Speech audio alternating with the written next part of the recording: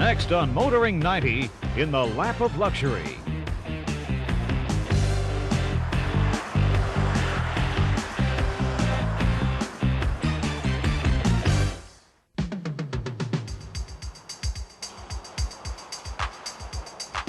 Test Drive with Graham Fletcher. We kick Test Drive off this week in the city as we look at the 1990 Lincoln Towncar. Now, not only has it been improved cosmetically, Ford have also added an advanced rear air spring suspension system which should improve the ride quality in the town quite considerably.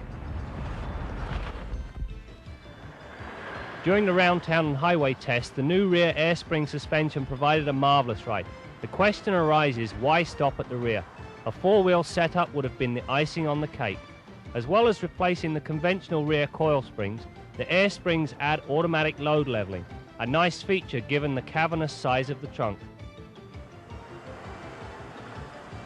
The Towncar features a full complement of creature comforts ranging from automatic climate control to a rear view mirror that automatically compensates for drivers who refuse to dip their headlights when following behind. The new style is much less pretentious than its angular predecessor, and it is obvious that many of the styling cues have been taken from the popular Continental. The Ford engineers deserve a pat on the back for retaining the full-size rear-wheel drive format. The dash is digital and as such leaves a bit to be desired. As a driver, I really do not need to know every time the speed changes by 1 km/h. The remainder of the dash is clean and all controls fall readily to hand. New this year is the supplemental restraint system for both driver and passenger. In English, airbags for all. The gold tint given off by the windshield is the Insta-Clear feature. A thin layer of gold leaf actually melts the ice and snow when the system is activated. Very good on cold winter mornings. When pushed through the pylons, the Towncar really rocks and rolls and generally protests if pushed any harder than a basic pedestrian pace. On the highway, however, the ride comfort is impeccable. The Towncar is powered by a 150 horsepower version of the 5-litre V8 that powers the Mustang. Given that performance takes a back seat to ride and comfort, there are no complaints here. The 4-speed automatic transmission also performs very well. Again, as with the Continental, the Towncar features anti-lock brakes. During the testing, each and every time you hit the anchors, the car stopped on a dime. The proficiency of ABS never ceases to amaze me.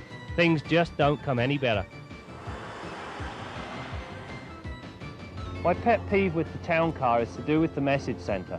When it converts from litres per 100 kilometres to miles per gallon, it does so to US gallons. Now, I asked why they don't have an imperial version for Canada, and they said the number of cars just didn't justify it. On an expensive car, I would have thought it should have done.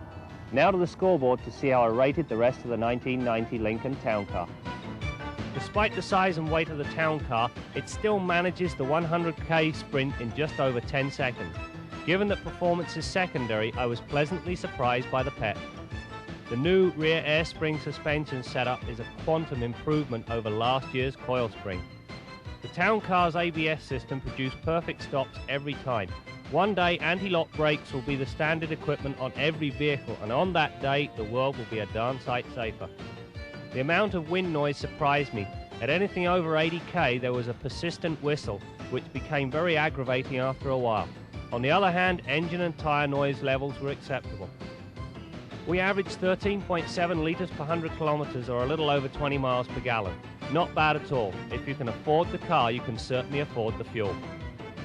Conclusion. The Towncar and the Continental give Ford a formidable 1-2 combination that remains basically unchallenged, especially now the rear-wheel drive Fifth Avenue has been dropped and Cadillac have been resting on their laurels for too long.